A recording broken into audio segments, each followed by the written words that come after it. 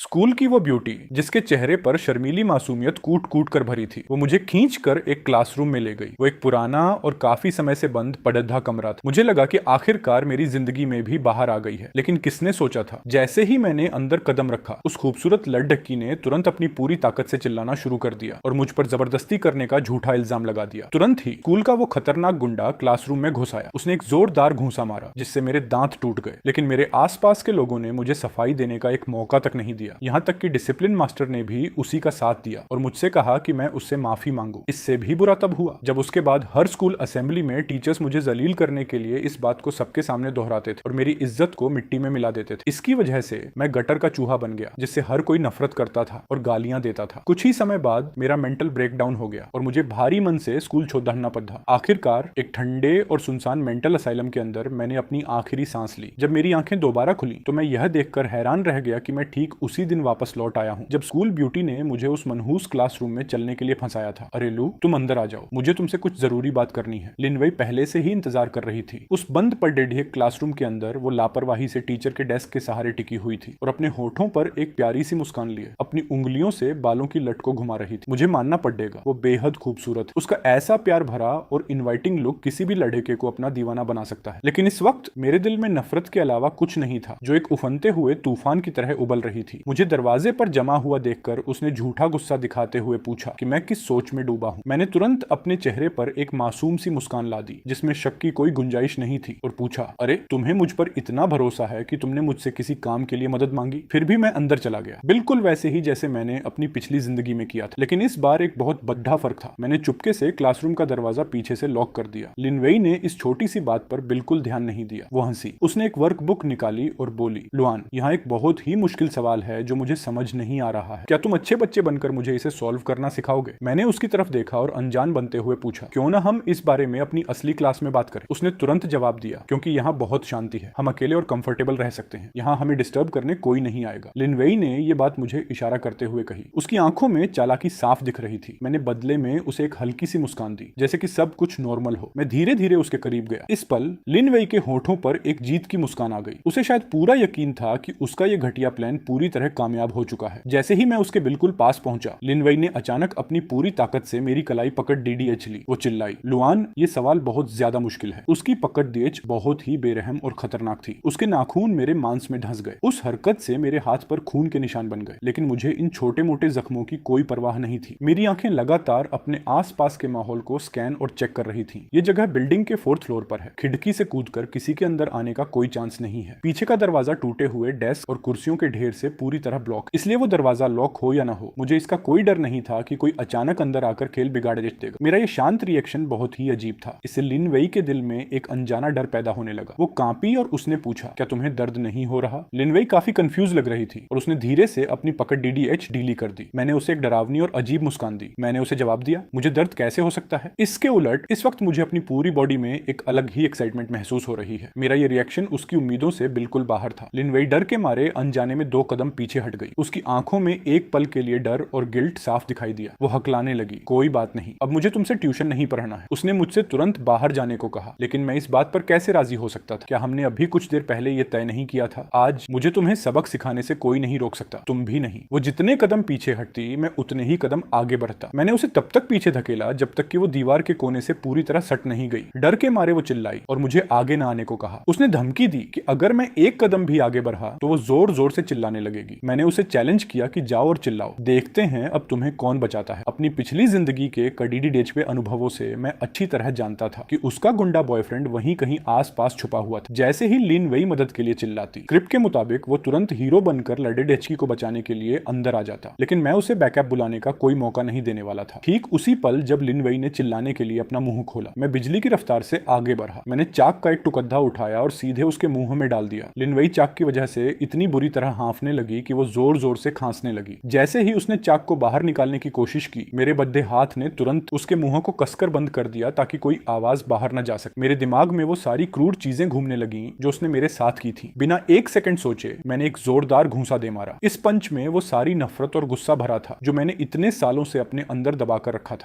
लिनवेई का चेहरा तुरंत पीला पड़ेडीएच गया, जैसे शरीर से पूरा खून गायब हो गया हो। उसकी पूरी बॉडी एक सूखी हुई मछली की तरह मुद्द गई। वो ठंडे फर्श पर सिमट कर लेट गई। अब वो मेरी मेरी तरफ जिस तरह देख रही थी उसमें सिर्फ और सिर्फ खौफ था। मैं उस पर चिल्लाया, तुमने मुझे ही क्यों टारगेट किया? क्यों? मेरे अंदर के इमोशंस इस वक्त पूरी तरह पागल हो चुके थे। मैं लगातार उस पर सवालों की बौछार कर रहा था। उसके बॉयफ्रेंड का नाम जू हाउ है। जू फैमिली ने स्कूल को पूरे 1 मिलियन युआन का डोनेशन दिया था। इस वजह से स्कूल उन दोनों की गुंडागर्दी पर पूरी तरह से आंखें मूंद लेता था। उन्होंने बाकी स्टूडेंट्स के दर्द को पूरी तरह इग्नोर कर दिया था। लेकिन एक बात मुझे कभी समझ नहीं आई, लिन वेई और जू हाउ की घमंडी पर्सनैलिटी को देखते हुए अगर वो किसी को पीटना चाहते तो वो सीधे ऐसा कर सकते थे। मुझे फंसाने के लिए ऐसा जाल बुनने की कोई जरूरत नहीं थी। लिन वेई मेरे इस खतरनाक रूप से इतनी डर गई थी कि उसके होश उड़ डीएच गए थे। वो सिर्फ बेबसी में अपना सिर हिला रही थी। वो लड्डा खदाते हुए बोल रही थी, एक पूरा सेंटेंस भी नहीं बोल पा रही थी। आखिर में वो सिर्फ एक हाई स्कूल सीनियर ही तो थी। मेरे एक पंच ने उसके सारे घमंड को चूर चूर कर दिया था। मैं एक बात को लेकर बिल्कुल श्योर था, लिन वेई यकीनन कोई राज छुपा रही थी। वो मुझे सच बताने से साफ मना कर रही थी। मैं जितना इस बारे में सोचता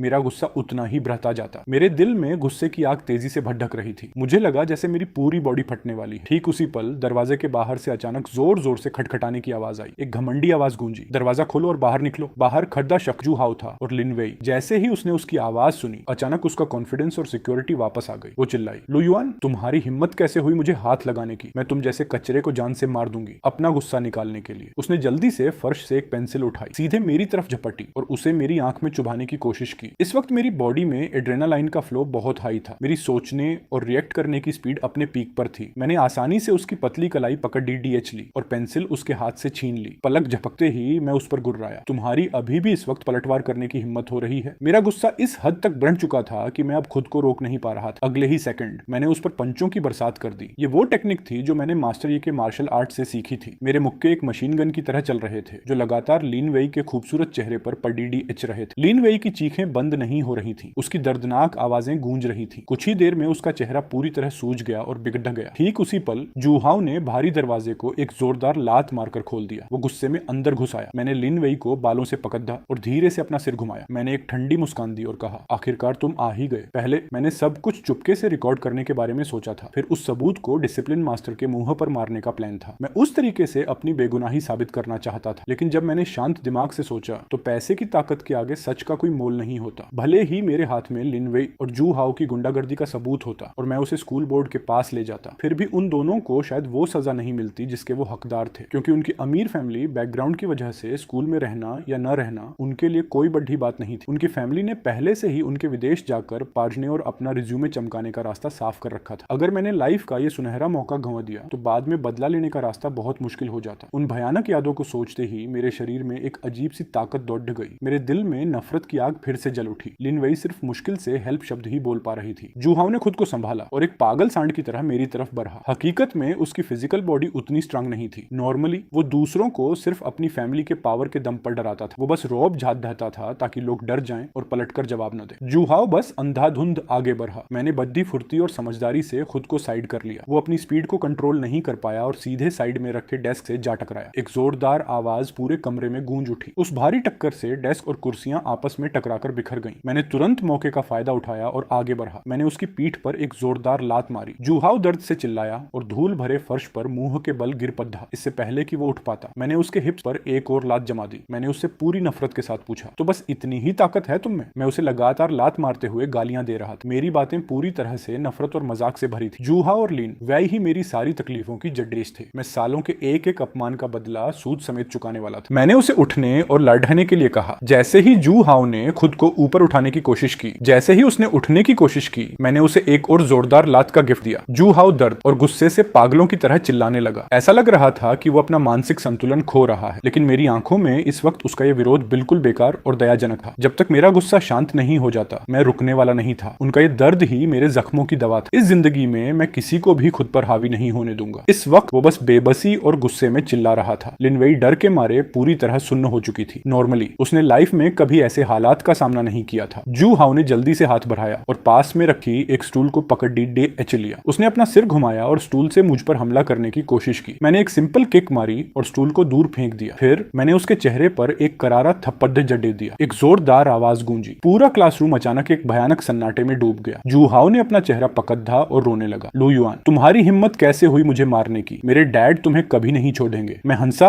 और जवाब दिया, अगर तुम्हारे डैड इतने ही ताकतवर हैं तो उन्हें यहाँ बुलाओ। अगर वो यहाँ आए तो मैं तुम दोनों की मिलकर धुनाई करूंगा। मैंने एक ठंडी और मजाकिया हंसी हंसी। मुझे उसकी खोखली धमकियों क्योंकि रत्ती भर भी परवाह नहीं थी। मैं फिर से उस पर झपटा और उसकी जमकर पिटाई की। मेरे दिमाग में इस वक्त सिर्फ दो ही रास्ते थे, या तो वो मुझे इतना मारे कि मैं अपाहिज हो जाऊं, या फिर मैं उसकी हड्डियां तोड़ दूं। क्लासरूम में एक बार फिर से चीखें गूंजने लगी। वो एक जानवर की तरह टड्डैप रहा था। अचानक बाहर से एक मिडिल एज्ड आदमी जोर से चिल्लाया और मुझे रुकने को कहा। वो तेजी से कमरे के अंदर आया। उसने मुझे जबरदस्ती पीछे धकेला और गुस्से में चिल्लाया कि मैं लोगों को क्यों पीट रहा हूं। जैसे ही मैंने इस जाने पहचाने चेहरे को देखा, मेरे हाथ अपने आप रुक गए। जो शख्स अभी सामने आया था वो कोई और नहीं बल्कि डिसिप्लिन मास्टर वांग जियांगो था। यह देखकर कि मैं रुक गया हूं, मिस्टर वांग ने खुद को शांत किया। उन्होंने अपना हाथ बढ़ाया और अपनी नाक पर टिके गोल्ड रिम चश्मे को ठीक किया। एक घमंडी टोन में उन्होंने मुझसे पूछताछ की, तुम किस क्लास से हो? जू हाओ ने अपना सूझा हुआ चेहरा पकड़ ढाते हुए रोते हुए कहा, यह क्लास 6 का लू युआन है। मिस्टर वांग जू हाओ का नाम सुनते ही चौंक गए। वो घबरा गए जब उन्हें एहसास हुआ कि जमीन पर पड़ा लड़का जू फैमिली का इकलौता बेटा है। ये कंफर्म होने के बाद कि वो वाकई जू हाओ है, वो तुरंत गुस्से से लाल हो गए और मुझे घूरने लगे। वो चिल्लाए, लू युआन, तुम्हें इस तरह वायलेंस करना और लोगों को पीटना किसने सिखाया है? मैं वहां खड़ा रहा, अपनी मुट्ठी को इतनी कसकर भींचे हुए कि मेरी नसें साफ दिख रही थी। मेरी पिछली जिंदगी की वो दर्दनाक यादें फिर से मेरे दिमाग में ताजा हो गईं। हर सुबह स्कूल असेंबली के दौरान वो मुझे पोडियम पर खींच कर ले जाते थे ताकि हजारों लोगों के सामने मुझे जलील कर सके। अगर मैं सच कहूं तो वांग जियांगो ने मुझे जो मेंटल टॉर्चर दिया था वो जू हाओ और लिन वेई के केस से कहीं ज्यादा था। मैं खुद को एक कड़ी डवी और बेबसी भरी मुस्कान देने से नहीं रोक सका। अपनी पिछली जिंदगी में मैं इतना बेवकूफ था कि अपनी बेगुनाही साबित करना चाहता था। इस तरह के घटिया इंसान के सामने वो वाकई दुनिया की सबसे बचकानी सोच थी। यह देखकर कि मैंने कोई जवाब नहीं दिया, मिस्टर वांग और ज्यादा चिढ़ गए और चिल्लाए, ये पूछते हुए कि क्या मैं बहरा हूं। मुझे चुप देखकर उनका एटीट्यूड और खराब हो गया। उनका टोन पूरी तरह से दुश्मनी और गुस्से से भरा था। उन्होंने मजाक उड़ाते हुए पूछा, अभी जो तुम इसे इतनी बेरहमी से पीट रहे थे वो हिम्मत अब कहां गायब हो गई? जैसे ही उन्होंने ये कहा, उन्होंने अपना हाथ आगे बढ़ाया, मेरा कान पकड़ने और मरोड़ने के इरादे से। उनकी हमेशा से आदत थी कि वो स्टूडेंट्स के सिर के पीछे जोर से मारते थे और उनके कान मरोड़ते थे। उस हरकत से जो डर और दर्द मुझे मिलता था वो आज भी मेरी रूह कंपा देता है। जब भी मैं इस बारे में सोचता हूँ, मैंने बिना डरे उनका हाथ पकड़ डाच लिया। अपने दांत भींचते हुए मैं गुस्से से गुर्राया। उनका नाम वांग जियांगो था। इस पल मेरे दिल में गुस्से का ज्वालामुखी पूरी तरह से फट चुका था। मेरी पिछली लाइफ में जब वांग जियांगो रिटायर हुए थे तो वो एक बहुत बड़ी पोस्ट पर थे। इतना ही नहीं, वो जू फैमिली के पावर के दम पर आगे बढ़ते रहे। अपने दुश्मन को इस तरह ऐश और आराम की जिंदगी जीते देखना मुझे मौत से भी बदतर लगता था। अगर भगवान ने मुझे वापस लौटने का मौका दिया है तो मैं इस नाइंसाफी को दोबारा कभी नहीं होने दूंगा। वो कांपने लगे, हकलाते हुए मुझसे पूछने लगे कि मैं क्या करने जा रहा हूँ। वांग जियांगो ने खुद को मजबूत दिखाने की कोशिश की, लेकिन अंदर से वो पूरी तरह डर चुके थे क्योंकि उन्होंने मुझे वार्निंग दी। उन्होंने इस बात पर जोर दिया कि जिस लेडी डिचके को मैंने अब भी पीटा है वो कोई और नहीं बल्कि जू फैमिली का बड़धा बेटा है। उन्होंने डिमांड की कि मैं तुरंत जू फैमिली के पास जाऊं और घुटनों के बल बैठकर उनसे माफी मांगू, तभी शायद तुम्हारे पास बचने का एक मौका होगा, वरना। कहते कहते उसकी आवाज बीच में ही रुक गई। मैं अपना सारा सब्र पूरी तरह खो चुका था और उसकी एक भी बात सुनने के मूड में नहीं था। मैं गुस्से में चिल्लाया और उसे सीधे नर्क में जाने को कहा। मैंने उसके सिर पर एक विनाशकारी घूंसा दे मारा। वांग जियांगो की बॉडी कुदरती तौर पर मोटी और सुस्त थी। वो असल में स्ट्रीट फाइट के मामले में मेरा मुकाबला करने के लायक ही नहीं था। वो तुरंत फर्श पर गिर पड़ेगा और दोबारा उठने की हालत में नहीं रहा। मैं चीखा और चिल्लाकर पूछा कि आखिर तुम सब मिलकर मुझे इतनी बेरहमी से क्यों बर्बाद करना चाहते थे? मेरी चीखें उस खाली कमरे में लगातार गूंज रही थी। ऐसा लग रहा था जैसे मैं अपने अंदर का सारा गुबार बाहर निकालना चाहता हूँ। 2 जन्मों से दबाकर रखा गया वो सारा गुस्सा और नफरत मैंने पागलों की तरह अपने दुश्मन पर घूंसे बरसाना शुरू कर दिया। मेरे हर एक प्रहार में दम घुटने वाली नफरत की ताकत भरी थी। मैं उसे तब तक मारता रहा जब तक कि मेरी बॉडी की मसल्स में दर्द नहीं होने लगा और वो जवाब नहीं देने लगी। थकान की वजह से मेरी ताकत धीरे धीरे कम होने लगी थी। तभी जाकर मुझे अपने मुक्कों की स्पीड थोड़ी कम करनी पड़ी। एक ऐसा घटिया इंसान जो सच को मरोड़ता है और जिसे सही गलत का फर्क तक नहीं पता, उस जैसे कचरे को टीचर बनने और दूसरों को ज्ञान देने का क्या हक? मैं उसे और सजा देने के लिए एक और घूंसा मारने ही वाला था, लेकिन तभी मेरी आंख के कोने से मैंने जू हाओ को चुपके से भागने की कोशिश करते हुए देखा। मैंने तुरंत पास में रखी कुर्सी उठाई और पूरी ताकत से उसकी तरफ फेंक दी। वो कुर्सी पूरी सटीकता के साथ सीधे जू हाओ की पीठ पर जाकर लगी। उस भारी टक्कर से वो लड़खड़ आया और सीधे मुंह के बल जमीन पर गिर पड़ा। मैंने तुरंत जिंदगी के इस सुनहरे मौके को लपक लिया। मैं आगे झपटा और अपने पूरे शरीर का वजन डालकर उसे जमीन पर दबोच लिया। जू हाओ दर्द से बुरी तरह कराहने लगा और चिल्लाने लगा कि लू युआन उसे जान से मारना चाहता है। उसकी मदद के लिए लगाई गई वो तीखी चीखें पूरी स्कूल बिल्डिंग में गूंज उठी। भले ही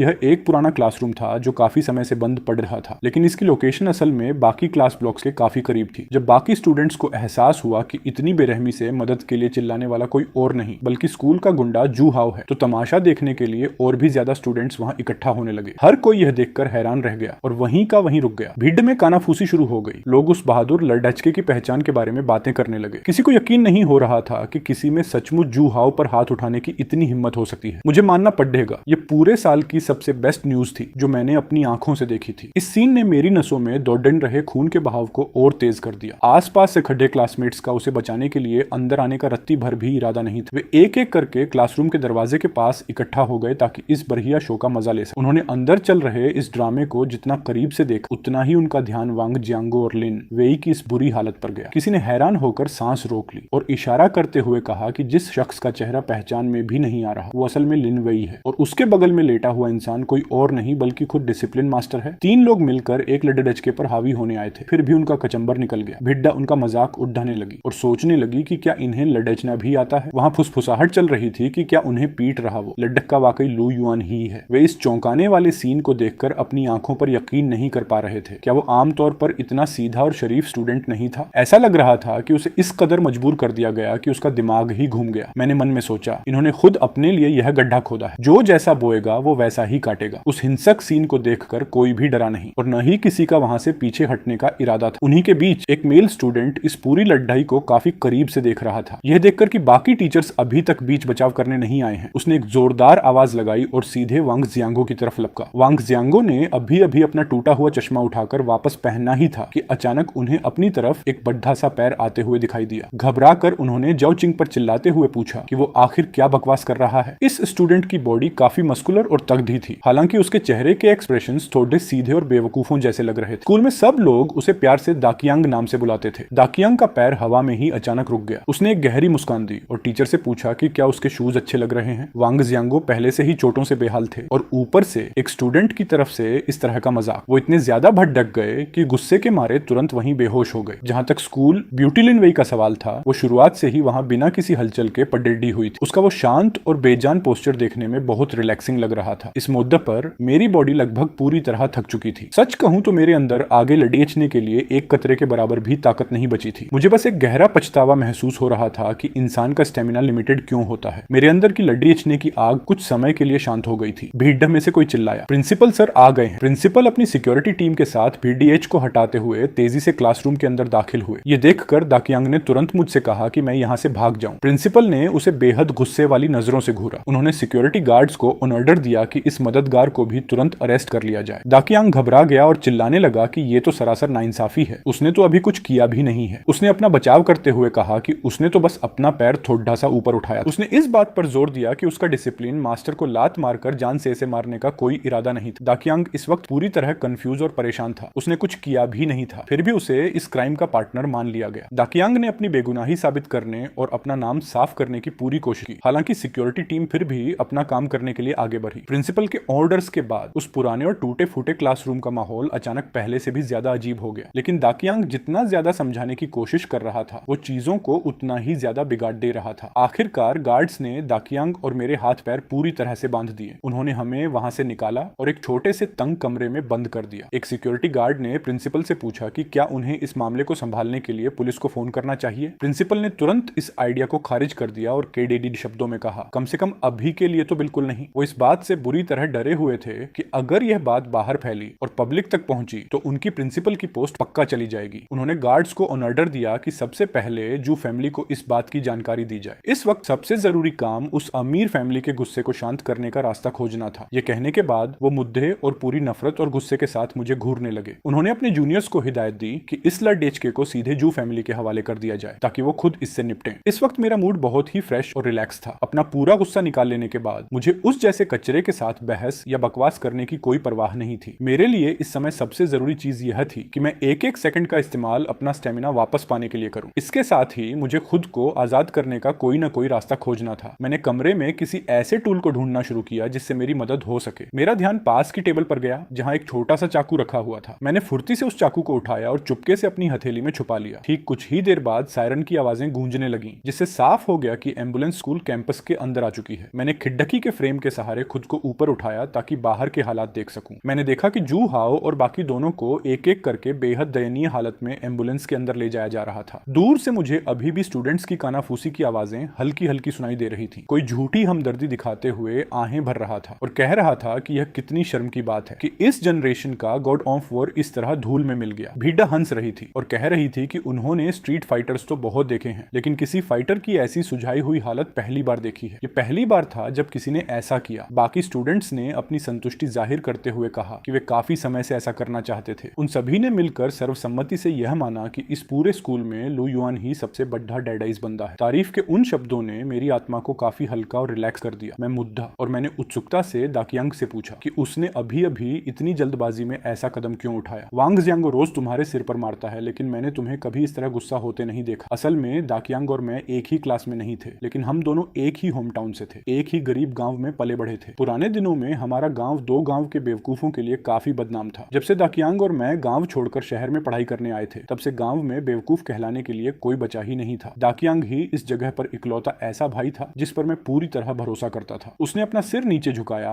और कहा कि वो एक मरे हुए क्लासमेट का बदला लेना चाहता था। मरे हुए क्लासमेट शब्द सुनते ही मेरे अंदर एक बहुत बद्धा शौक लगा। मैं सचमुच समझ नहीं पा रहा था कि वो किस तरफ इशारा करने की कोशिश कर रहा था। दाकियांग को देखकर ऐसा लग रहा था जैसे उसने अभी अभी कोई बहुत ही डरावनी और भयानक याद ताजा की हो। वो कांप उठा, डर के मारे सिमट कर बैठ गया और रोते हुए बताने लगा। उसने इस बात पर जोर दिया कि उसकी क्लास से एक क्लासमेट सचमुच बिना किसी सुराग के गायब हो गया था। परसों रात उसने अपनी आंखों से एक ऐसा सीन देखा जिसे वो कभी भूल नहीं सकता। डिसिप्लिन मास्टर वांग जियांगो और एक दूसरा अजनबी आदमी स्कूल के पीछे वाले पहाड़ पर दिखाई दिए थे। वे उस सुनसान जगह पर चुपके से एक बहुत बद्दा गड्ढा खोद रहे थे। दाकियांग की बातों ने कमरे के माहौल को बिल्कुल ठंडा और डरावना बना दिया। मुझे अचानक इस बात का एहसास हुआ कि इस स्कूल को घेरने वाला अंधेरा मेरी सोच से कहीं ज्यादा गहरा था। उस क्लासमेट के गायब होने के पीछे का सच सीधे तौर पर उस बूढ़े डिसिप्लिन मास्टर से जुड़ा हुआ लग रहा था। इस खौफनाक कहानी ने एक ऐसे काले राज से पर्दा उठा दिया था जिसका सामना हम दोनों को करना था। जैसे ही ये शब्द उसके मुंह से निकले, मैं अपनी जगह पर बिल्कुल सुन्न रह गया, पूरी तरह हैरान। मुझे लग रहा था कि मेरी अब भी की हरकतें काफी लापरवाह और बहादुरी भरी थी। मैंने कभी सपने में भी नहीं सोचा था कि वे लोग इस हद तक बेरहम और क्रूर हो सकते हैं। मैंने दाकियांग से पूरी बात और ज्यादा डिटेल में बताने को कहा। दाकियांग ने मुझे उस इंसिडेंट के बारे में दोबारा समझाना शुरू किया। स्कूल कैंपस के ठीक पीछे एक छोटा सा सुनसान पहाड़ डेज था। परसों रात क्योंकि वो स्कूल लौटने में काफी लेट हो गया था और कर्फ्यू का टाइम निकल चुका था, इसलिए उसने अंदर घुसने के लिए पहाड़ेज की तरफ से दीवार फांदने का फैसला किया। नतीजतन उसने अचानक वांग जियांगो को वहां किसी को दफनाते हुए देख लिया। क्योंकि दाकियांग के सोचने का तरीका नॉर्मल लोगों से थोड़ा अलग था, इसलिए वो किसी मुसीबत में पड़ने से डर रहा था। इसीलिए वो तुरंत वहां से चुपचाप भाग निकला। मैंने उस पर दबाव डालते हुए पूछा कि क्या उसने वहां मौजूद दूसरे आदमी का चेहरा साफ साफ देखा था। दाकियांग ने पूरे यकीन के साथ कहा कि उसने उसे बहुत साफ देखा था। उस रात डिसिप्लिन मास्टर के साथ जो दूसरा बंदा था वो कोई और नहीं बल्कि स्कूल का गुंडा जू हाओ था। मेरी आंखों में अचानक उम्मीद की एक नई किरण चमक उठी। अगर ठंडे दिमाग से सोचा जाए तो चीजों का इस तरह सामने आना बिल्कुल सही बैठ रहा था। जू हाओ हमेशा अपनी पावर के दम पर लापरवाही से काम करता था और पूरे स्कूल में अपना रोब झाड़ता था। उसके दिल में इंसानी जिंदगी के लिए रत्ती भर भी इज्जत या परवाह नहीं थी, इसलिए उसका मर्डर जैसा क्राइम करना कोई अजीब बात नहीं थी। कहानी खत्म होने के ठीक एक पल बाद कमरे का दरवाजा बाहर से अचानक एक जोरदार लात मारकर खोला गया। डरावने दिखने वाले अजनबियों का एक पूरा ग्रुप सीधे अंदर घुस आया। उनमें से एक ने आवाज दी और मुझसे पूछा कि क्या मैं ही लू युआन हूँ। मैंने उनकी इस धमकी के सामने जरा सा भी डर नहीं दिखाया। मैंने हल्के से सिर हिलाया और बिना झिझक अपनी पहचान कबूल कर ली। मैंने पलटकर पूछा, क्या तुम लोगों को जू फैमिली ने मुझसे बदला लेने के लिए भेजा है? उस आदमी ने दावा किया कि वो सिर्फ जू फैमिली का एक बटलर है। उसने कहा कि उसका मिशन मुझे वापस ले जाकर मैडम से मिलवाना है। बात करते करते उसने एक खोजी नजर से मुझे सिर से पैर तक चेक किया। वो नफरत से मुस्कुराया और कहा कि तुम्हारा लुक तो बुरा नहीं है, लेकिन फिर उसने मजाक उड़ाते हुए कहा कि तुम्हारा ओरा बहुत ही दयनीय है। उसने ताना मारते हुए कहा कि आखिर में तुम सिर्फ एक सस्ते नाजायज बच्चे ही तो हो। वो चिल्लाया और पूछा कि तुम्हारी हमारे यंग मास्टर के साथ प्यार के लिए कंपटीशन करने की हिम्मत कैसे हुई। मैं उन अजीब और उलझाने वाले शब्दों को सुनकर असमंजस में पडीडी इच गया। दिल के किसी कोने में मुझे लगा कि वो किसी बहुत बद्ध और गहरे राज्य की तरफ इशारा कर रहा है। बटलर ने आगे कोई सफाई नहीं दी और जैसे ही हमने हॉस्पिटल में कदम रखा वो मुझे चुपचाप अंदर ले गया। मैंने देखा कि जू हाओ का एक प्राइवेट और लग्जरियस वीआईपी वार्ड में ट्रीटमेंट चल रहा था। वो अभी भी गहरे कोमा में था और उसके होश में आने के कोई लक्षण नहीं दिख रहे थे। हॉस्पिटल के बेड के बगल में इस वक्त एक मिडिल एज्ड कपल निगरानी रख रहा था। उन दोनों के चेहरे बेहद गंभीर और तनाव से भरे दिख रहे थे। मैंने पहले भी न्यूज में उनके चेहरे देखे थे। उस आदमी का नाम जू शियोंग था और उसके बगल में खडेड्डी औरत लू मेयोंग थी। वे दोनों पहले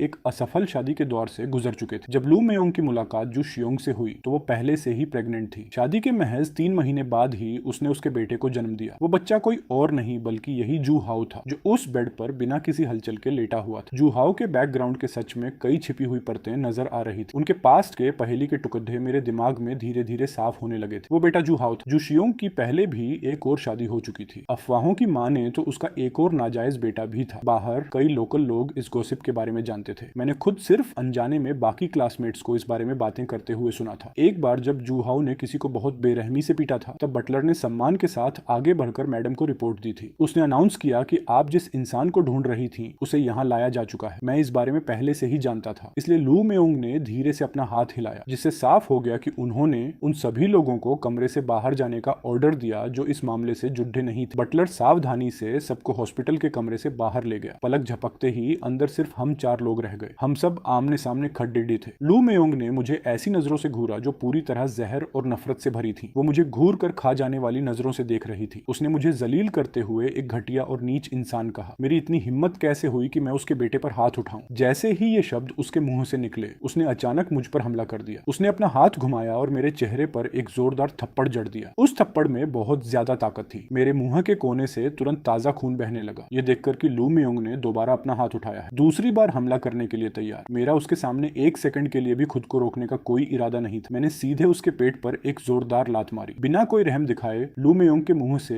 एक दर्दनाक चीख निकल गई। उसकी बॉडी एक तोप के गोले की तरह पीछे की तरफ फेंकी। वो हॉस्पिटल की ठंडी दीवार से बुरी तरह जा टकराई। यह देखकर जू शियोंग घबरा गया और उसे उठाने के लिए तेजी से आगे बढ़ा, लेकिन एहसान मानने के बजाय लू मेओंग ने अपना हाथ घुमाया और जू शियोंग को इतनी जोर से थप्पड़ मारा कि उसे दिन में ही तारे दिखने लगे। उसे गालियां दी, उसे एक निकम्मा और डरपोक कचरा कहा। वो उस पर चिल्लाई और पूछा कि क्या वो बस वहीं खड़े ढा रहेगा और अपनी पत्नी को पिटते हुए देखता रहेगा बिना कुछ किए। जू शियोंग का चेहरा बेहद अजीब और बदसूरत एक्सप्रेशन में बदल गया। वो पूरी तरह से टूटा हुआ और असहज लग रहा था। इससे पहले कि उसने आखिरकार हकलाते हुए जवाब दिया, उसने कहा कि चाहे जो भी हो, मैं फिर भी उसका सगा बेटा हूँ। इसके अलावा इतने सालों से वो मेरे प्रति हमेशा गहरा गिल्ट महसूस करता था। जैसे ही ये सच उसके होठों से निकला, मुझे लगा जैसे मुझ पर बिजली गिर गई हो। मैं आखिरकार समझ गया कि जू हाउ ने मुझ पर सीधे हमला क्यों नहीं किया था। तो यही वजह थी कि उसने मुझे इस तरह फंसाने और जाल बुनने के लिए इतनी मेहनत की थी। वे इस घटिया तरीके का इस्तेमाल करके मुझे पूरी तरह से मौत के मुंह में धकेलना चाहते थे। लू मेओंग तब तक चिल्लाई जब तक कि उसकी आवाज नहीं बैठ गई। वो जू शियोंग का नाम चीख रही थी। उसने उसे याद दिलाया कि वो उसके परिवार के एहसानों को कभी न भूले। वो चिल्लाई और पूछा कि आखिर किसने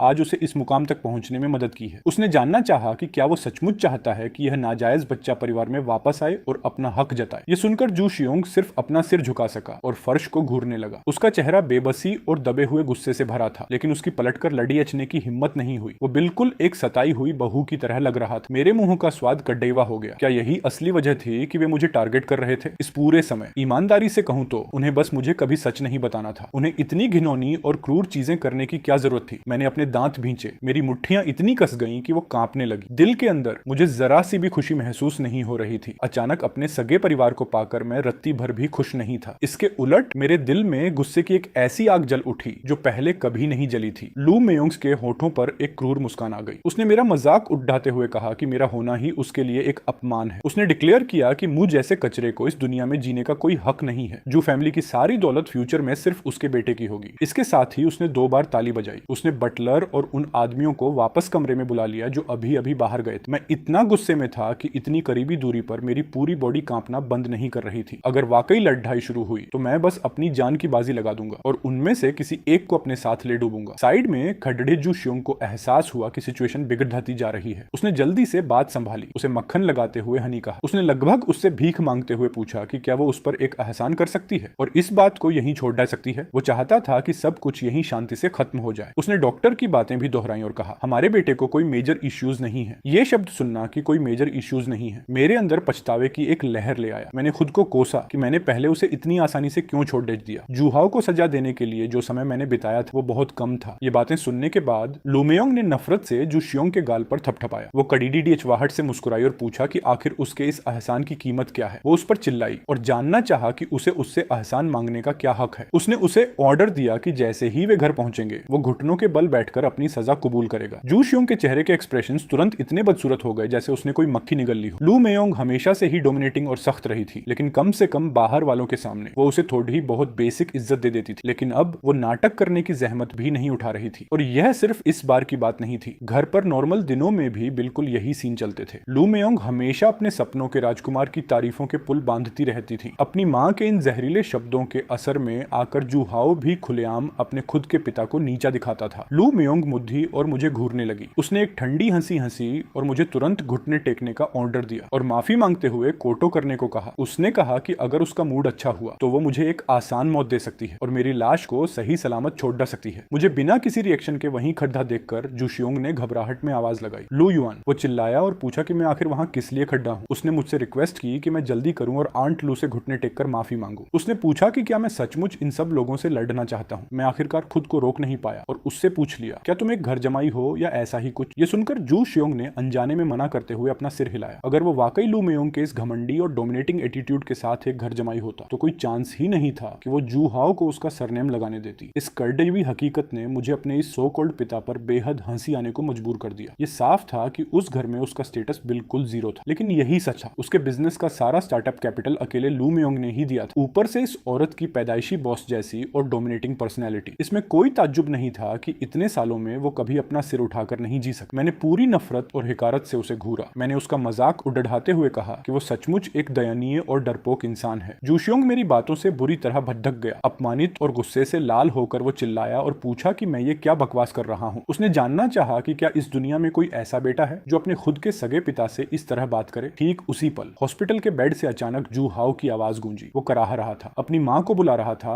और रोते हुए बता रहा था कि उसे कितना दर्द हो रहा है। लू मेयोंग का चेहरा तुरंत बेहद खुशी से चमक उठा। उसका दिल अपने बेटे के लिए तड़हैप उठा और वो तेजी से उसके बेड की तरफ भागी। उसने उसे दुलार किया और उसे अपना प्यारा बेटा कहा। आखिरकार उसके होश में आने पर वो बेहद खुश थी। वो रोने लगी कि उसे इस हालत में देखना उसकी ममता को झकझोर रहा है। जैसे ही जू हाओ रोने और अपनी माँ से शिकायत करने ही वाला था, उसकी नजर अचानक वहाँ सीधे खड्डाढ़े मेरे फिगर पर पड़ी। उसने अपने दांत भींचे और नफरत से अपनी माँ को ऑर्डर दिया। उसने डिमांड की कि वो तुरंत मुझे सजा दे और उसका बदला ले। वो अपनी आंखों से देखना चाहता था कि मैं घुटनों के बल बैठकर बुरी तरह रो रहा हूँ। यह देखकर जू शियोंग भी अपने बेटे को दिलासा देने के लिए जल्दी से आगे बढ़ा। उसने जू हाओ से कहा कि वो बस आराम करे और पहले अपने घावों को ठीक करने पर फोकस करे। उसने प्रॉमिस किया कि एक बार जब उसकी कंडीशन स्टेबल हो जाएगी तो सब लोग एक साथ बैठकर शांति से बात कर सकते हैं। जू हाओ ने उसे कोई भाव नहीं दिया, बल्कि उसे पूरी नफरत से देखा। वो कड़वाहट से मुस्कुराया और कहा कि आखिरकार वो उसका सगा बाप है भी नहीं। उसने ताना मारा कि यह साफ है कि सो सके कि वो उस नाजायज बच्चे की साइड लेगा। जू शियोंग की बोलती तुरंत बंद हो गई। वो जवाब में एक शब्द भी नहीं बोल पाया। लू मेयोंग ने गुस्से में अपनी उंगली सीधे मेरे चेहरे की तरफ उठाई। उसने अपने आदमियों को बेहद क्रूर टोन में ऑर्डर्स दिए। उन पर चिल्लाते हुए पूछा कि क्या उन्होंने सुना कि उसके बेटे ने अब भी क्या कहा। उसने डिमांड की कि वो मुझे पकड़ दें और जमीन पर दबोच ले। वो चाहती थी कि वे मुझे तब तक पीटें जब तक कि मैं दर्द से चिल्लाने न लगूं। उसके बाद उसने ऑर्डर दिया कि फ्यूचर के किसी भी खतरे को खत्म करने के लिए मेरे हाथ पैर पूरी तरह तोड़ दिए जाएं। वे तगड़े आदमी धीरे धीरे आगे बढ़ने लगे और मुझे घेर लिया। ठीक उसी पल जब वे मुझ पर हाथ डालने ही वाले थे, मैंने अचानक उनका ध्यान भटकाने के लिए एक जोरदार आवाज लगाई। अपनी पूरी ताकत का इस्तेमाल करते हुए मैं अचानक सीधे लू मेयोंग की तरफ झपटा। इस अचानक हुए मूव से सब हैरान रह गए। लू मेयोंग डर के मारे पीली पडीडी एच गई। अपनी मैडम की सेफ्टी के डर से उन आदमियों में से किसी ने भी कोई रिस्क लेने की हिम्मत नहीं की। वे अपना टारगेट बदलने और लू मेयोंग को प्रोटेक्ट करने को प्रायोरिटी देने पर मजबूर हो गए। लेकिन जैसे ही वे सब मिलकर उसके आसपास एक इंसानी दीवार बनाने के लिए इकट्ठा हुए, हॉस्पिटल के बेड पर लेटा जू हाओ अचानक पूरी तरह अकेला और अनप्रोटेक्टेड रह गया। मैंने अपना सिर घुमाया और जू हाओ की तरफ एक तीखी और बर्फीली नजर से देखा। मैंने एक डरावनी और शातिर मुस्कान दी जिसे देखकर किसी की भी रूह कांप जाए। जू हाओ का दिल तुरंत एक पल के लिए रुक गया। वो एक भयानक अनहोनी के डर से भर गया। भीड़ में बटलर ने सबसे तेजी से रिएक्ट किया। वो घबरा गया और चिल्लाया, ओह शिट! उसे एहसास हो गया कि मेरा असली टारगेट तो यंग मास्टर है। अगले ही सेकंड मैंने अचानक अपनी डायरेक्शन बदली। गजब की फुर्ती दिखाते हुए मैं बिजली की रफ्तार से सीधे जू हाओ के बेड की साइड में पहुंच गया। तुम आखिर क्या बकवास कर रहे हो? जू हाओ डर के मारे कांपने लगा और हकलाया। उसने पूछा कि मैं क्या करने जा रहा हूँ। मौत का एक गहरा साया उसकी पूरी बॉडी को घेर चुका था। यह देखकर कि मेरे हाथ में चाकू है, लू मेयोंग की भी कोई जल्दबाजी करने की हिम्मत नहीं हुई। वो बस वहां खड़ी होकर धमकियां दे सकती थी और डिमांड कर रही थी कि मैं उसके बेटे को तुरंत छोड़ बेच दूं। वो चिल्लाई कि अगर मैंने उसके सिर के एक बाल को भी छूने की हिम्मत की तो वो यकीनन यह श्योर करेगी कि मुझे दफनाने की जगह तक न मिले। मैंने उसकी तरफ ऐसे देखा जैसे वो कोई पूरी तरह बेवकूफ औरत हो। मैंने धीरे से अपना हाथ अपने सामने उठाया और अपनी हथेली से जू हाओ के चेहरे पर एक जोरदार थप्पड़ रसीद कर दिया। उसका चेहरा इस वक्त सफेद पट्टियों की मोटी लेयर्स से लिपटा हुआ था। इस वजह से उस थप्पड़ दियच की आवाज बहुत साफ नहीं आई, लेकिन मुझे ईमानदारी से इस बात की कोई परवाह नहीं थी कि मेरे हाथ को कैसा फील हुआ। मेरा इकलौता गोल इस वक्त अपने अंदर लगी गुस्से की इस भयानक आग को शांत करना था। मैं गुर्राया, मैं उसे अभी छू रहा हूँ। देखते हैं तुम जैसी औरत इस बारे में क्या उखाड़ सकती है। मेरा टोन बेहद घमंडी और डोमिनेटिंग था। लू मेयोंग मुझसे दिल से नफरत करती थी, लेकिन वो सिर्फ अपने दांत भींचकर इसे बर्दाश्त कर सकती थी। उसकी कोई भी लापरवाह कदम उठाने की हिम्मत नहीं हुई। मेरा अभी भी वहीं रुकने का कोई इरादा नहीं था। इसके बजाय मैंने एक पागल इंसान की तरह उसे पीटना जारी रखा और पूछा, तुम सचमुच मुझे मारना चाहते थे, है ना? तुम्हें मुझे फंसाना बहुत पसंद है, क्यों नहीं? मेरे दिमाग में मेरी पिछली जिंदगी के वो जलील करने वाले सीन्स लगातार फ्लैश हो रहे थे। मैं चिल्लाया, चिल्लाया, मैं तुम्हें रोते हुए देखना चाहता हूँ, मेरे सामने रो, धिक्कार है तुम पर। और मेरी इस बेरहम जबरदस्ती के आगे जुहाव तुरंत जोर जबरदस्ती से फूट फूट कर रोने लगा। सब कुछ इतनी आसानी से और नेचुरली हुआ। आप कह सकते हैं कि उसके ये आंसू कोई नाटक बिल्कुल नहीं थे, यह उसके परम डर से उपजे सबसे सच्चे जज्बात थे। अपने दुश्मन को ऐसी दयनीय हालत में देखकर मुझे अविश्वसनीय रूप से संतुष्टि महसूस हुई। अब मैं चाहता हूं कि तुम मेरे लिए मुस्कुराओ, अभी के अभी मुस्कुराओ। लेकिन जाओहाव इस वक्त भला कैसे मुस्कुरा सकता था? अगर उसने अपनी चेहरे की मांसपेशियों को थोड़ा सा भी हिलाया तो उसके चेहरे के घाव खिंच जाते, जिससे असहनीय दर्द होता। मैं गुर्राया, तुम मुस्कुरा क्यों नहीं रहे हो? क्या तुम मुस्कुराने की क्षमता के बिना पैदा हुए थे? मैंने अपना हाथ एक बार फिर हवा में ऊपर उठाया। जाओहाव इतना डर गया कि उसे मनोवैज्ञानिक झटके लगने लगे। उसका पूरा शरीर हिंसक रूप से कांप उठा। इसके तुरंत बाद अस्पताल के कमरे में यूरिन की तेज दुर्गंध फैल गई। उसने मुझसे और न मारने की भीख मांगी। वह फूट फूट कर रोया कि अगर मैं उसे मारता रहा तो मैं निश्चित रूप से उसे जान से मार दूंगा। उसने कसम खाई कि अब से वह कभी भी मुझसे पंगा लेने की हिम्मत नहीं करेगा। जब वह बुरी तरह रो रहा था और लगातार माफी की भीख मांग रहा था, मेरा मूड पूरी तरह से शांत रहा। बिना किसी भावना के जाओ जैसे नीच लोग कभी भी वास्तव में यह महसूस नहीं करेंगे कि उन्होंने कहां गलती की थी। वे माफी सिर्फ इसलिए थी क्योंकि वह मरने से बुरी तरह डरा हुआ था। वह बस अपनी दयनीय जिंदगी बचाने की कोशिश कर रहा था। उनकी क्रूरता उनकी हड्डियों में बसी थी, इसे कभी बदला नहीं जा सकता था। मैं इस डर को जिंदगी भर के लिए उसका पीछा कराने वाला था। अगर भगवान ने कभी उसे फिर से शुरुआत करने का मौका दिया तो वह निस्संदेह आज की तुलना में और भी अधिक क्रूर चीजें करेगा। लू मयांग ने मुझसे उत्सुकता से पूछा कि मुझे उसके बेटे को छोड़ने के लिए क्या चाहिए। जाओ शिरंग ने भी मुझसे आग्रह किया कि मैं आवेगी होकर काम न करूं और कोई बड़ी आपदा न खड़ी करूं। उसने वादा किया कि वे मुझे मुआवजे के रूप में बहुत सारा पैसा दे सकते हैं। उसने पूछा कि क्या जाओ परिवार की संपत्ति का 10वां हिस्सा मुझे संतुष्ट करने के लिए काफी होगा। मैंने उस पर एक तिरछी नजर डाली और अवमानना के साथ पूछा, क्या वह वास्तव में आपका सगा बेटा है? आप किसी ऐसे व्यक्ति की रक्षा के लिए खुद को क्यों नीचा दिखा रहे हैं जो लगातार आपको नीचा दिखाता है? मेरे सवाल ने शिरंग को पूरी तरह से अवाक कर दिया। वह जवाब में एक शब्द भी बोलने में असमर्थ। वह इस अपमान की परवाह वास्तव में कैसे नहीं कर सकता था जो उसने इस पूरे समय झेला था। बात बस इतनी थी कि इतने सालों में उसे अपने स्वाभिमान को निगलने और खामोशी से पीड़ित होने की आदत हो गई थी। लू मयांग और उसके बेटे की नजरों में उसकी हैसियत मूल रूप से बेकार थी। उसकी गरिमा एक पालतू कुत्ते से बमुश्किल ही ऊंची थी, बस थोड़ी सी ऊंची। मुझे उन पर अपनी सांसें बर्बाद करने में बहुत आलस महसूस हुआ। इसके अलावा मुझे असली और नकली युवा स्वामियों के लड़ने के इस ड्रामे को खेलने में कोई दिलचस्पी नहीं थी। मैंने उन सभी को जल्दी करने का आदेश दिया, दीवार के पास जाने और उसके सहारे खड़े होने को कहा। मैंने उन्हें चेतावनी दी कि अगर किसी ने भी अवज्ञा करने की हिम्मत की तो वे मुझे बेरहम होने के लिए दोष न दें, इस डर से कि वे मुझ पर छिपकर हमला करने के लिए किसी ब्लाइंड स्पॉट का फायदा उठा सकते हैं। मैंने उन सभी को कोने में जाने के लिए मजबूर कर दिया। मैंने सभी को कमरे के कोने में भेज दिया और उन्हें स्थिर खड़ा कर दिया। जैसे ही भीड़ सही स्थिति में आ गई, मैंने मांग की। एक अधेड़ उम्र की महिला अचानक एक व्हील चेयर को सीधे अस्पताल के कमरे में धकेलते हुए अंदर आई। महिला ने आवाज दी, यह पूछते हुए कि चीजें कैसी हैं, और वह जानना चाहती थी कि क्या जाओ अभी तक जागा है या नहीं। उस व्हील चेयर पर बैठी व्यक्ति कोई और नहीं बल्कि लिनवेई थी। इस अप्रत्याशित रूप ने मेरे दिल को अत्यधिक खुशी से भर दिया। मैंने इस अद्भुत व्यवस्था के लिए भाग्य को चुपचाप धन्यवाद दिया। यह उसे यहीं ले आया। मुझे उसे दोबारा खोजने के लिए कोई और बेकार प्रयास नहीं करना पड़ा। मुझे सच में उम्मीद नहीं थी कि शिकार खुद इस तरह मेरे दरवाजे पर आ जाएगा। लिनवेई का चेहरा इस समय सफेद पट्टी की परतों में कसकर लिपटा हुआ था। अगर मुझे उसके मुंह में टूटे हुए दांतों की सही स्थिति स्पष्ट रूप से याद न होती तो इस चेहरे को पहचानना बेहद मुश्किल होता। जहां तक व्हील चेयर धकेलने वाली महिला की बात है, वह निश्चित रूप से लिनवेई की सगी मां थी। इस पर लिनवेई ने अचानक कमरे में मेरी उपस्थिति पर ध्यान दिया। उसका व्यवहार तुरंत तनावपूर्ण हो गया। वह अत्यधिक आतंक से भर गई। उसका पूरा शरीर भयानक आघात से अनियंत्रित रूप से कांपने लगा। मुझे मानना होगा वह और जाओहाव वास्तव में स्वर्ग में बनी एक जोड़ी है। डरे होने पर उनकी मनोवैज्ञानिक प्रतिक्रियाएं भी बिल्कुल वैसी ही होती हैं। लिनवेई की मां ने अपनी बेटी को अजीब व्यवहार करते देख जल्दी से उससे पूछा कि क्या बात। लिनवेई ने कांपते हुए मेरी तरफ इशारा किया और कहा कि मैं लू युआन हूँ, मेरा नाम सुनकर। वह महिला पूरी तरह से हैरान और स्तब्ध रह गई। उसके तुरंत बाद उसने सीधे मेरे चेहरे की तरफ इशारा किया और गालियों की बौछार शुरू कर दी। उसने गुस्से में चिल्लाते हुए पूछा कि क्या मैं वही हूँ जिसने उसकी कीमती बेटी पर बेरहमी से हमला किया था। उसने ताना मारते हुए यह भी पूछा कि क्या मुझ जैसे कचरे को मर्द भी माना जा सकता है। मैंने बस एक हल्की सी मजाकिया मुस्कान दी। उन बेबुनियाद आरोपों का सामना करते हुए मैंने पलटवार किया और उससे पूछा कि उसने अपनी लाडली बेटी से क्यों नहीं पूछा कि उसने क्या किया था। आपको पता लगाना चाहिए कि उसने स्कूल में किस तरह के अत्याचार किए। महिला ने आक्रामक रूप से पलटवार किया कि उसकी बेटी ने उसे पहले ही पूरा सच बता दिया है। उसे अपनी बेटी द्वारा बुने गए सफेद झूठ पर पूरा भरोसा था। वह शुद्ध नफरत और द्वेष से भरी आंखों से मेरी तरफ देखती रही। इस माँ का अंधा लाड़ प्यार ही वजह था कि लिनवेई इतनी खराब निकली। पूरा अस्पताल का कमरा अचानक एकदम घुटने वाले तनावपूर्ण माहौल में डूब गया। उसने मुझ पर झूठा आरोप लगाया, दावा किया कि मुझ जैसे गुंडे के उसकी बेटी के प्रति अश्लील इरादे थे। उसने कहा कि क्योंकि लिनवेई ने पालन करने से इनकार कर दिया। मैंने उसे पीटने का सहारा लिया। उस महिला ने द्वेषपूर्वक घोषणा की कि यह मामला निश्चित रूप से इतनी आसानी से खत्म नहीं होने वाला है। उसने दृढ़ता से कहा कि उसका परिवार मुझे बिल्कुल अदालत ले जाएगा। उसने मुझसे कहा कि बस अपनी आंखें खुली रखो और उस दिन का इंतजार करो जब मैं जेल जाऊंगा। मैंने अपनी एक भौं थोड़ी उठाई और मजाक से भरी नजर से लिन वेई की ओर देखने लगा। मैंने उससे पूछा, क्या तुमने वास्तव में अपनी माँ को यही बताया था? लिन वेई की आंखें इधर उधर डोलने लगी। मुझसे आंखें मिलाने की हिम्मत नहीं हुई। घर पर उसने हमेशा एक अच्छी आज्ञाकारी बेटी की छवि बनाने और बनाए रखने की कोशिश की। उसकी माँ ने जोर से दावा किया कि वह अपनी बेटी को सबसे अच्छी तरह जानती है। वह मुझ पर चिल्लाई, मुझे अपनी बेटी पर झूठे आरोप लगाने का सपना भी न देखने के लिए कहा। मेरा चेहरा गुस्से को दबाते हुए पहले से कहीं अधिक ठंडा और गंभीर हो गया। मैं घुर्राया, यह पूछते हुए कि क्या वह सच जानती है? स्कूल में हर महीने औसतन वह कम से कम 1 दर्जन अन्य छात्रों को प्रताड़ित करती है। कुछ को उसने इस कदर मजबूर किया कि उन्होंने तड़पते हुए स्कूल छोड़ दिया। कुछ को तो उसने तब तक प्रताड़ित किया जब तक कि वे गंभीर डिप्रेशन का शिकार नहीं हो गए। मैंने पूछा कि क्या उसने कभी वास्तव में उन अत्याचारों की जांच की थी। उसकी मां ने अभी भी हठपूर्वक जोर दिया कि उसकी बेटी अविश्वसनीय रूप से अच्छी तरह से व्यवहार करने वाली और समझदार थी। उसका मानना था कि लिनवे कभी भी ऐसी क्रूर चीजें पर नहीं करेगी। उसने अपनी बेटी से जल्दी से बोलने और उन आरोपों को नकारने का आग्रह भी किया। लिनवे ने तुरंत अपने पिता के नाम का इस्तेमाल करते हुए अविश्वसनीय रूप से क्रूर तरीके से कसम खाई। उसने कसम खाई कि स्कूल में उसने कभी किसी सहपाठी को प्रताड़ित नहीं किया। उसने यहाँ तक शाप दिया कि यदि उसकी शपथ झूठी हो तो उसके पिता की बीमारी कभी ठीक न हो। यह सुनकर मैं दंग रह गया और इतनी क्रूरता पर समय रहते प्रतिक्रिया भी नहीं दे सका। मैंने व्यंग्यपूर्वक पूछा, क्या आपके पिता जानते हैं कि उनकी इतनी संस्कारी बेटी है? उसकी माँ हालांकि अविश्वसनीय रूप से भरोसेमंद दिखाई दी और उसने दृढ़ता से एक बात कही। उसका मानना था कि इस दुनिया में कोई भी बच्चा अपने माता पिता की जिंदगी के साथ मजाक नहीं करेगा। उसने मुझे जेल जाने के लिए खुद को तैयार करने का आदेश दिया। मैं अपनी ही मासूमियत पर एक आत्मनिंदात्मक कड़वी मुस्कान मुस्कुराए बिना नहीं रह सका। मुझे एहसास हुआ कि एक बार फिर मैंने एक अविश्वसनीय रूप से बेवकूफी भरी गलती कर दी थी। यह वाकई बेतुका था कि मैंने उन जैसे नीच लोगों से बात करने के लिए रीजन का इस्तेमाल करने की कोशिश भी की। चूंकि चीजें पहले ही इस मोड़ पर पहुंच चुकी थी, इसलिए सभी स्पष्टीकरण बेमानी थे। आगे बहस जारी रखने के लिए मेरे पास वास्तव में कोई पेशेंस नहीं बचा था। मैंने अपनी रेशनैलिटी के आखिरी टुकड़े को भी पूरी तरह से अलग छोड़ने का फैसला किया। मैंने इस प्रॉब्लम को पूरी तरह से हल करने के लिए सबसे डायरेक्ट एक्शन का इस्तेमाल करना चुना। लिनवे की माँ अभी भी अनजान बनी हुई मुझसे पूछ रही थी कि मैं क्या प्लानिंग कर रहा हूँ। लिनवे और उसकी माँ दोनों को अभी भी स्थिति की गंभीरता का एहसास नहीं हुआ था। उनकी लाइफ खतरे में थी, फिर भी वे अविश्वसनीय रूप से एरोगेंट व्यवहार कर रहे थे। हकीकत में अगर उन्होंने कोने में दुबके हुए लुमयांग के ग्रुप के डरपोक स्टेंस को थोड़ा करीब से देखने पर ध्यान दिया होता तो उन्हें निश्चित रूप से एहसास हो जाता कि कुछ बहुत गलत था। लेकिन दुर्भाग्य से अब किसी भी पछतावे के लिए बहुत देर हो चुकी थी। मैं दहाड़ा और उनसे डेथ के लिए तैयार होने की मांग की। मेरी मूवमेंट इतनी तेज थी कि कोई भी उन्हें साफ तौर पर देख नहीं सका। मैंने सीधे लिनवे की चेस्ट को निशाना बनाते हुए एक विनाशकारी राउंडहाउस किक मारी।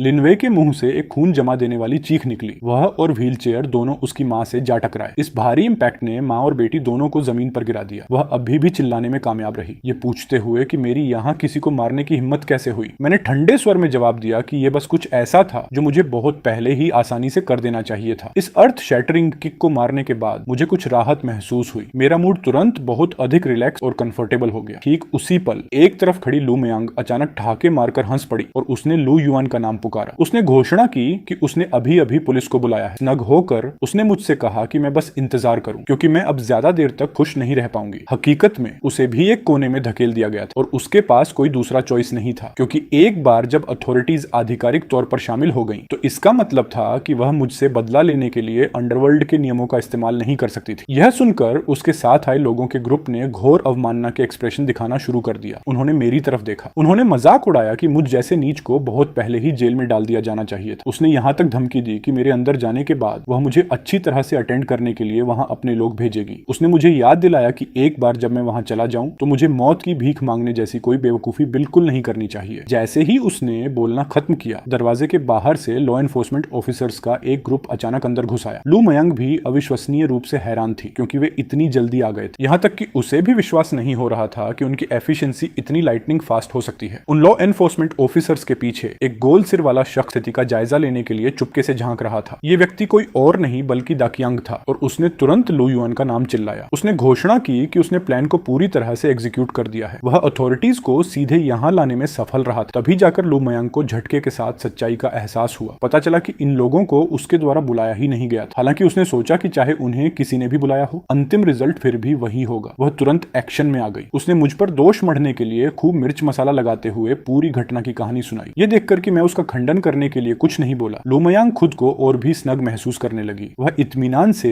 एक अच्छा शो देखने के लिए खुद को तैयार करने लगी। लेकिन वहां रुकिए, उसने इस बात की बिल्कुल उम्मीद नहीं की थी कि चीजें उसकी उम्मीदों के बिल्कुल उलट हो जाएंगी। कैप्टन ने अप्रत्याशित रूप से मुझे थम्स अप दिया और शानदार काम करने के लिए मेरी सॉफ्टली तारीफ की। लेकिन फिर भी उसने मुझे काइंडली याद दिलाया कि मुझे सबसे बढ़कर अपनी खुद की लाइफ और सेफ्टी की रक्षा करने को प्रायोरिटी देनी चाहिए। हैरान होकर लू मयांग ने कैप्टन से पूछा कि वह आखिर क्या बकवास कर रहा है। वह चीखी और मांग की कि वे मुझे तुरंत अरेस्ट करें। उसने धमकी दी कि अगर उन्होंने मुझे अरेस्ट नहीं किया तो वह उन सभी के खिलाफ शिकायत दर्ज कराएगी। कैप्टन अपनी भौहें सिकोड़े बिना नहीं रह सका। उसने दोनों महिलाओं की तरफ देखा और उनकी आइडेंटिटी पूछी। लू मयांग ने जल्दी से खुद का परिचय झाओ हाओ की मां के रूप में दिया। दूसरी महिला ने भी हड़बड़ी में लिन वेई की मां होने का दावा किया। दोनों माताओं ने बारी बारी से अपना प्राउड सेल्फ इंट्रोडक्शन खत्म किया। कैप्टन का एक्सप्रेशन तुरंत अविश्वसनीय रूप से स्टर्न और शार्प हो गया। उसने घोषणा की कि जोहाओ और लिन वेई इस समय एक बड़े क्रिमिनल केस में शामिल संदिग्ध हैं। उसने मांग की कि दोनों माताएं जांच के लिए अथॉरिटीज के साथ एक्टिवली कोऑपरेट करें। यह सुनकर लू मयांग पूरी तरह से दंग रह गई और उसे अपने कानों पर विश्वास नहीं हुआ। घबराकर उसने पूछा कि वह किस बड़े केस की बात कर रहा है, क्योंकि उसे यह सब समझ नहीं आ रहा था। उसने बहस करने की कोशिश की, ये पूछते हुए कि क्या यहाँ कोई गलतफहमी हुई है।